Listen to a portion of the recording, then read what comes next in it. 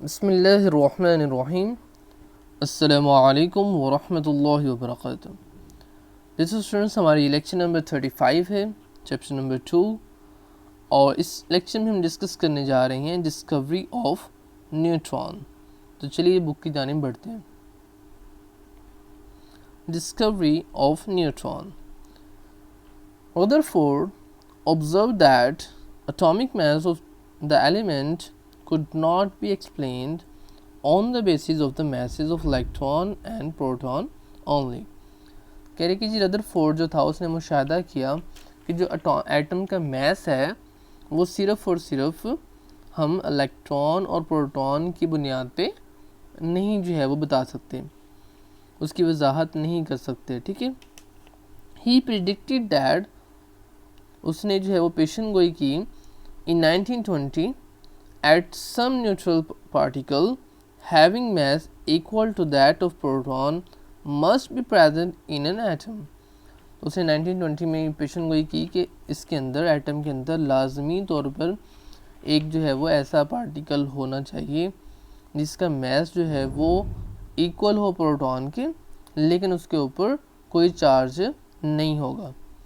Thus scientists were in search of such a neutral particle. तो उसकी prediction, उसकी पेशनगोई के बाद मुख्तलिफ साइंटिस्ट ने मुख्तलिफ तजर्बात किए और उसकी सर्च में जो है वो लग गए उस न्यूट्रल पार्टिकल की कि कौन सा ऐसा पार्टिकल है। इवेंचुअली अचानक ही 1932 चैडविक डिस्कवर्ड न्यूट्रॉन। तो फिर क्या हुआ जी, इन 1932 में चैडविक साइंटिस्ट था जिसने डिस्कवर किया न्यूट्रॉन को। When he bombarded alpha particles on a beryllium target, जब उसने जो है वो अल्फ़ा पार्टिकल्स को ब्रिलियम के ऊपर टारगेट किया, ठीक है, फेंका उसे, यानी अल्फ़ा पार्टिकल्स जो है वो बम्बार्ड किए गए, बम्बारमेंट उनकी हुई किसके ऊपर, ब्रिलियम के ऊपर। ठीक है जी। He observed that highly penetrating radiations were produced. तो उसने देखा कि बहुत तेज़ी से जो है वो गुजरने वाली रेडिएशन जो है वो पैदा हुई हैं। These radiations were called neutron। तो इन रेडिएशन को क्या कहा गया, न्यूट्रॉन का नेम दिया गया। तो किस तरह ये रेडिएशन प्रोड्यूस हुई, तो चलिए आपको जो है एनिमेशन की जानिब लेके चलते हैं और दिखाते हैं कि किस तरह से जो है वो ये जो है एक्सपेरिमेंट हुआ। जी तो स्टूडेंट्स आप देख रहे हैं किस तरह से, ये देखें मेरी पिक्चर के पास ही आपको नज़र आ रहे हैं, ए है, उसमें से अल्फ़ा पार्टिकल्स निकल रहे हैं और उसके सामने जो है वो एक बेरिलियम की डिस्क पड़ी हुई है। ठीक है, बेरिलियम का जो है वो पड़ा हुआ बेरिलियम, उसमें से जैसे ही वो उसको टच करते हैं तो आप देखेंगे जो है वो येलो कलर का न्यूट्रॉन रेडिएशन जो है वो प्रोड्यूस हुई। ठीक है, इसमें वो ये बता रहा है कि A is a disc having a radio active source polonium which gives out alpha particles. ठीक है, तो आपके पास जो ए है वो जो है वो रेडियो एक्टिव एलिमेंट है। रेडियो एक्टिव एलिमेंट होते हैं जो हर वक्त जो है उसमें से रेडिएशन निकलती रहती हैं, जैसे यूरेनियम है, ठीक है, पोलोनियम हो गया, इस तरह से। तो उसने क्या किया, उसने अल्फ़ा पार्टिकल जो है वो उसमें से निकले। B is a target of beryllium. ठीक है, तो बेरिलियम की जो the beryllium plate issued out strong rays which on falling at a block of paraffin gave out high energy protons।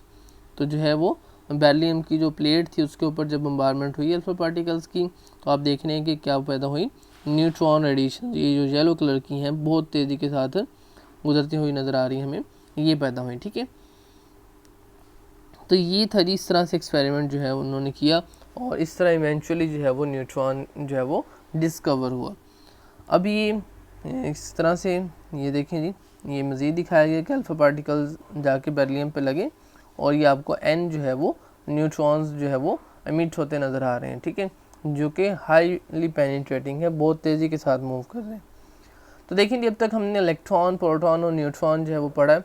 ठीक है, हमने देखा कि जो प्रोटॉन और न्यूट्रॉन हैं ये न्यूक्लियस के अंदर होते हैं, जबकि इलेक्ट्रॉन जो है वो न्यूक्लियस के बाहर रिवॉल्व कर रहा होता है। ठीक है, तो देखते हैं जी, इस तरह से कुछ मॉडल बनेगा। अगर हम देखें तो अपना न्यूक्लियस है दरमियान में, उसके अंदर देखें प्रोटॉन एंड न्यूट्रॉन है और इलेक्ट्रॉन जो है वो शेल्स के अंदर जो है वो रिवॉल्व कर रहे हैं। ठीक है, तो देख रहे हैं आप, ये ऑक्सीजन का मॉडल है। तो इस तरह से अब तक जो हमने पढ़ा है इलेक्ट्रॉन, प्रोटॉन, न्यूट्रॉन, उसका ये मॉडल है। नेक्स्ट लेक्चर में हम मज़ीद मॉडल्स पढ़ेंगे कि किस तरह से मॉडल्स की जो है वो इसमें मॉडल्स के अंदर तरक्की हुई है। पहले किस तरह का मॉडल समझाता था, फिर नेक्स्ट किस तरह का हुआ, फिर अब किस तरह का है। तो इंशाल्लाह नेक्स्ट लेक्चर्स जो है हमारे 3 to 4 लेक्चर्स, उनमें हम डिफरेंट मॉडल्स पढ़ेंगे कि साइंटिस्ट ने जो सोचा कि किस तरह से जो है वो एटम के अंदर इलेक्ट्रॉन, प्रोटॉन, न्यूट्रॉन होंगे, तो उनके बारे में उन्होंने मॉडल्स बनाए, ठीक है, खाके जो है वो बनाए।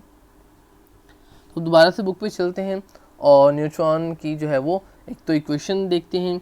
इक्वेशन के अंदर आप देख रहे हैं कि क्या बना आपके पास, बेरिलियम था, जब वो उसके ऊपर अल्फ़ा पार्टिकल्स मींस हीलियम जो है 2 4 वो जो है जाके लगी, तो हमारे पास एक तो न्यूट्रॉन इमिट हुआ और दूसरा जो है वो फिर क्या बन गई, बेरिलियम से कार्बन जो है वो प्रोड्यूस हुई।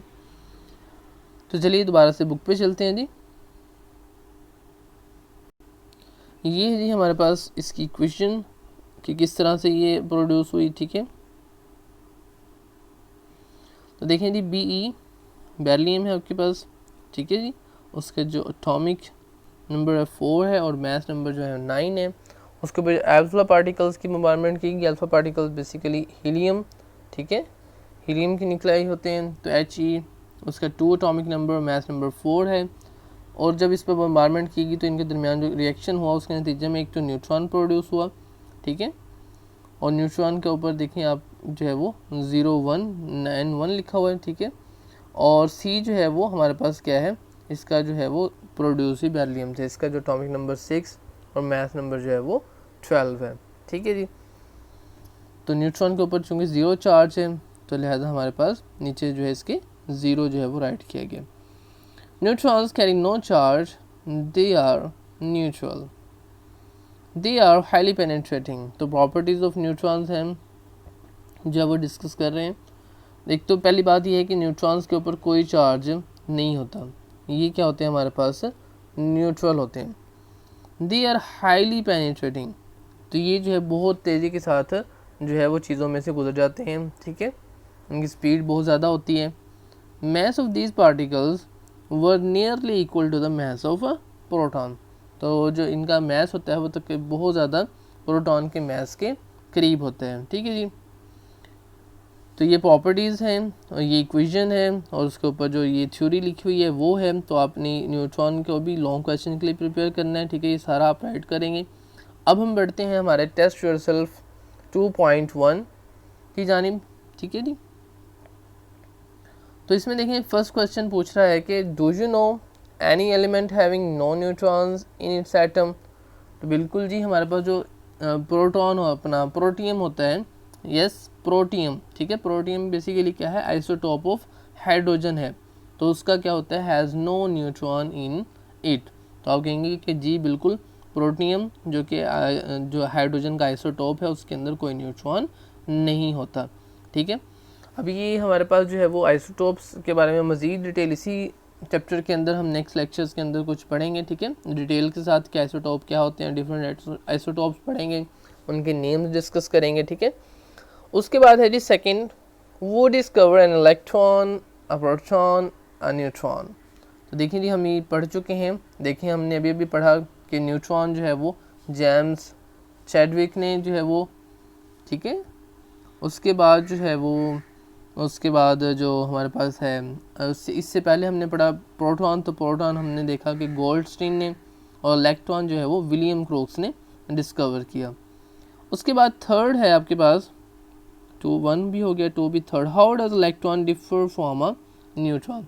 तो इलेक्ट्रॉन और न्यूट्रॉन में फ़र्क क्या है, देखिए जी। सबसे पहले तो एक चार्ज का फ़र्क है कि इलेक्ट्रॉन इज़ नेगेटिवली चार्ज और जबकि जो न्यूट्रॉन है, न्यूट्रॉन इज़ न्यूट्रल। तो पहले आप लिखेंगे दोनों के नेम लिख के, एक तरफ इलेक्ट्रॉन लिख लेंगे, ठीक है, और एक तरफ जो है आप न्यूट्रॉन लिख लेंगे, ठीक है। फिर आप इधर लिखेंगे इलेक्ट्रॉन के भी इसके ऊपर चार्ज होता है, इलेक्ट्रॉन इज़ नेगेटिवली चार्ज, और फिर न्यूट्रॉन इज़ न्यूट्रल।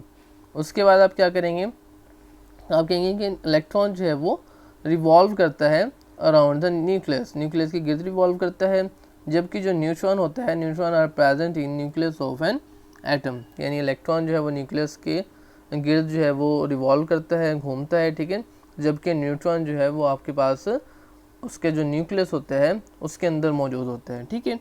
तो तो ये दो जो है वो डिफरेंसेस काफ़ी हैं। उसके बाद हम बढ़ते हैं नेक्स्ट और लास्ट क्वेश्चन है हमारा, कहते हैं कि explain and how anode rays are formed.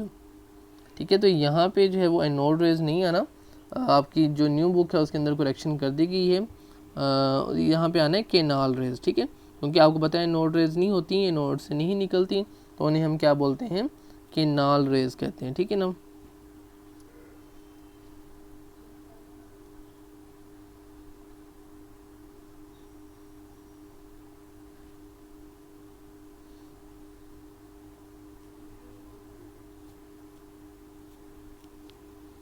तो ये है जी हमारी केनाल रेज। ठीक है, कि explain how canal rays are form from the gas present in the discharge tube.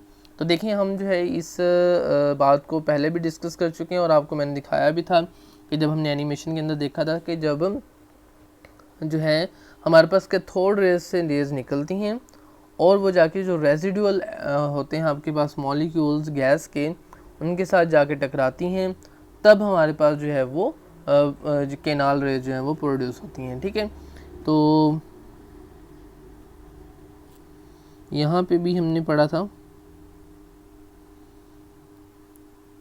ठीक है, मैं हाईलाइट कर रहा हूँ इसका आंसर। ये कह रहा है कि जी these rays do not originated from the anode, in fact these rays are produced when the cathode rays or electron collide with the residual gas molecules present in the discharge tube and ionize them as follows। ठीक है, तो आप यहाँ तक भी कह सकते हैं कि इन द डिस्चार्ज ट्यूब। ठीक है, कि भी ये जो है प्रोड्यूस कब होती हैं, जब आपके जो कैथोड रेज और इलेक्ट्रॉन हैं वो मॉलिक्यूल जो हैं गैस के उनके साथ जाके टकराते हैं, तो आपके पास ये रेज जो हैं वो प्रोड्यूस होती हैं। ठीक है, तो ये था हमारा टेस्ट योरसेल्फ का क्वेश्चन नंबर 4 का आंसर। मज़ीद अगर आपने लिखना हो तो आप ये भी लिख सकते हैं और ये लाइन भी लिख सकते हैं। ठीक है, ये वाली लाइन, ठीक है, यहाँ से यहाँ तक भी कर सकते हैं। तो ये था आज का हमारा लेक्चर, जिसमें हमने जो है वो डिस्कवरी ऑफ न्यूट्रॉन को डिस्कस किया, और इसके साथ ही हमारी जो डिस्कवरी थी 3 मेन पार्टिकल्स जो थे, fundamental particles of atom, proton, ठीक है, इलेक्ट्रॉन, प्रोटॉन, न्यूट्रॉन, वो कंप्लीट हुई। नेक्स्ट लेक्चर से इंशाल्लाह हम मॉडल डिस्कस करेंगे, और अब तक के लिए इतना ही थी। मिलते हैं इंशाल्लाह नेक्स्ट लेक्चर में। अल्लाह हाफिज़। अस्सलाम वालेकुम व रहमतुल्लाहि व बरकातुहू।